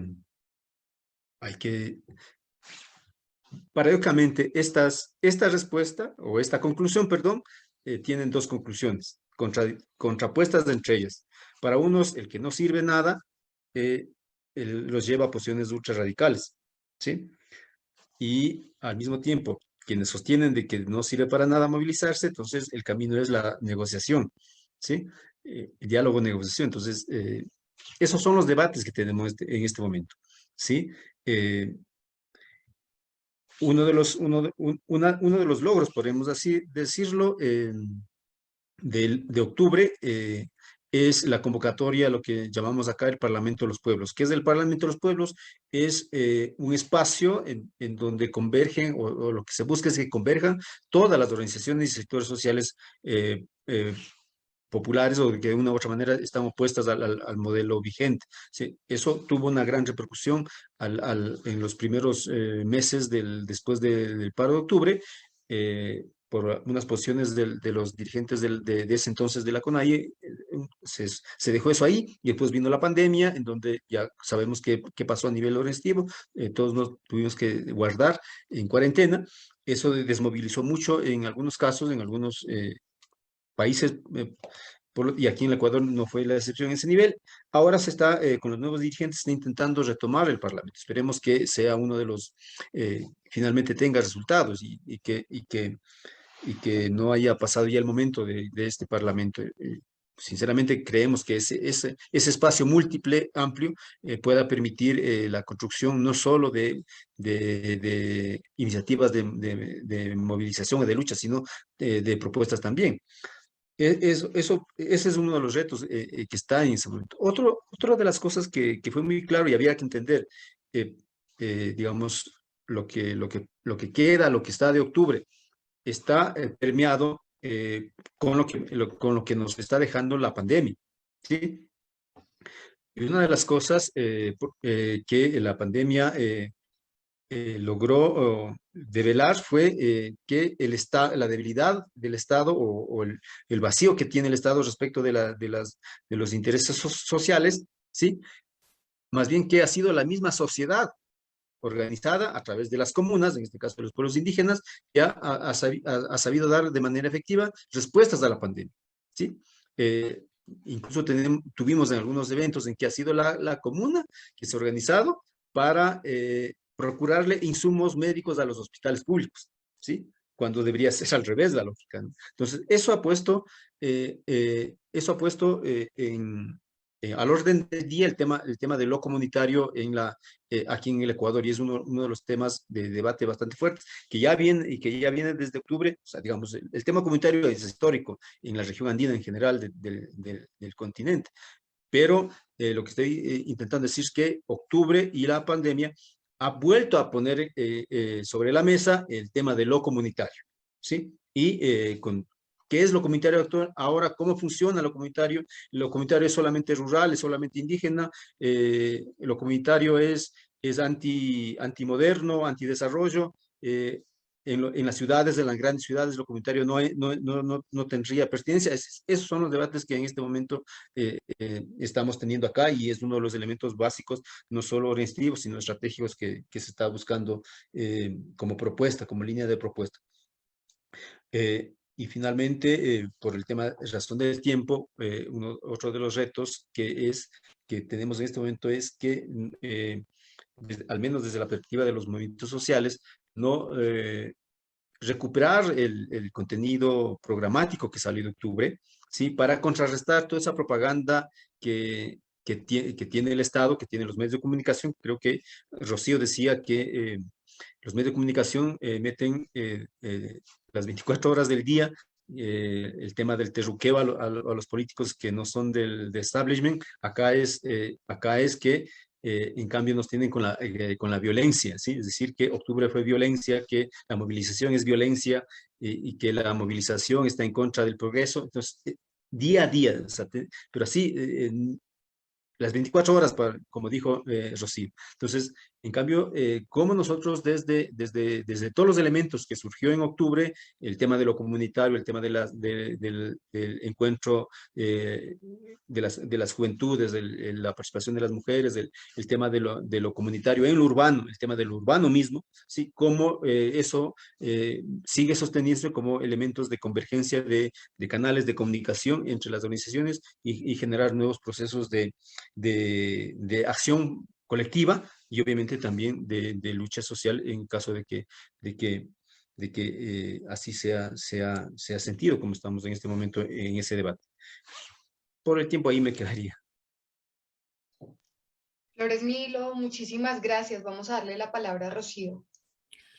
Sí, hay tantas cosas por decir y bueno, estos espacios siempre quedan cortos para esto.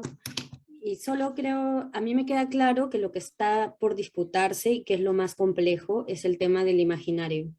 El imaginario de las personas que ejercen el poder, ¿no? El cambio constituyente que está en Chile creo que es algo que al menos en el Perú estamos muy atentas y atentos de cómo va porque nos sirve de ejemplo. Estamos promoviendo el proceso de la Asamblea Constituyente también o el cambio de la Constitución, que es una de las principales disputas, ¿no? La derecha está juntando firmas para que no se haga el cambio. Y así estamos en el tira y jala de un lado y del otro. Pero más allá de eso, de los cambios materiales, es cambiar un gobierno no nos garantiza que haya cambios importantes que son necesarios, ¿no? Y ahí está la gran disputa. Y bueno, yo en realidad desde mi posición ya más personal y política como feminista, creo que hay necesariamente micro revoluciones y tareas pequeñas, por no quitarles la importancia que hacer dentro de nuestros espacios de participación política, ¿no? Desde los espacios en los que activamos, desde nuestra propia labor docente o académica, de poder tener esta conciencia de que hay muchas cosas de fondo que disputar, desde el tema de la decolonialidad, estos actos muy simbólicos de haberse tumbado al Colón, ¿no? Que además fue en el mismo Estados Unidos lo han hecho. Sí, pero si eso se queda ahí, perdemos de vista lo que está de fondo. Y creo que justo, como bien lo comentó alguna de las compañeras, la derecha o finalmente los poderes fácticos que van definiendo la agenda de nuestros países tienen la capacidad de cooptar estas luchas, de agarrarlas, de sumarlas. Me acuerdo mucho que en México estuvo el movimiento del 132 de los chavos universitarios y luego el gobierno contrató al líder, ¿no? Lo contrató para trabajar y el movimiento se acabó, ¿no? O sea, creo que esas historias las tenemos, pero para contar un montón. El punto no es ese, el punto es pensar de qué procesos de manera sostenida nos permitirían generar cambios reales. Y yo particularmente creo que el feminismo le ha dado muchos ejemplos de cómo se pueden lograr cambios trascendentales en el país, en los países, de manera general, en realidad.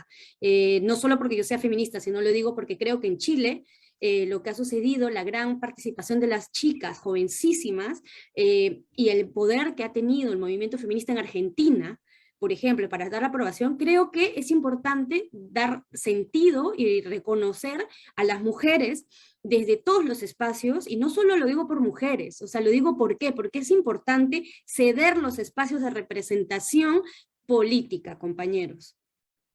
Dejar de que las fotos de las compañeras de izquierda sean los mismos. O sea, hay prácticas necesarias que señalar y que decir y que cambiar y que desterrar. Y ahí es donde yo creo que podríamos empezar a hacer esta gran disputa necesaria de los imaginarios, de las subjetividades que, como bien sabemos, son lo más complejo de cambiar, ¿no? Gracias, Rocío. Creo que vino como anillo al dedo el cierre que acabas de dar. Miren, tanto la profesora Maleli como yo estamos muy contentos, muy contentas de haber podido realizar este panel. Yo creo que es una oportunidad excepcional para los estudiantes acá en Zacatecas, haber podido tener este acercamiento con ustedes. Emanuel, que nos acompañas desde Colombia, lo mismo que Vilma, y que no nos acompañan desde Bogotá, sino que nos acompañan desde las regiones en Colombia, lo mismo que Rocío desde Perú, Patricia en Chile y por supuesto Flores Milo en Ecuador. Yo creo que que de todas las cosas horribles que hemos vivido con esta pandemia, esto es digamos, de lo que podemos jalar como positivo, el poder tener estas conexiones y estos contactos. Estoy seguro que muchos y muchas se van a ir a buscar dónde queda Quito, dónde queda Ayacucho, dónde queda el Caquetá del Cauca, etcétera, porque a pesar de que somos latinoamericanos, nos terminamos formando de una manera muy desconectada y me parece muy valioso este espacio. Yo creía que teníamos ahora otro panel, pero no, entonces nos podemos extender 15 minutos. Si alguien quiere hacerle una pregunta o un comentario, no se trata, recuerden que esto no es un panel académico, es un panel de reflexión y creo que fue muy rico en cómo intercalaron ustedes sus intervenciones, se conectaron, pero también mostraron los matices de cada caso. Entonces no sé si alguna o alguno de los acá presentes quisiera hacer un comentario, una pregunta, o alguno de nuestros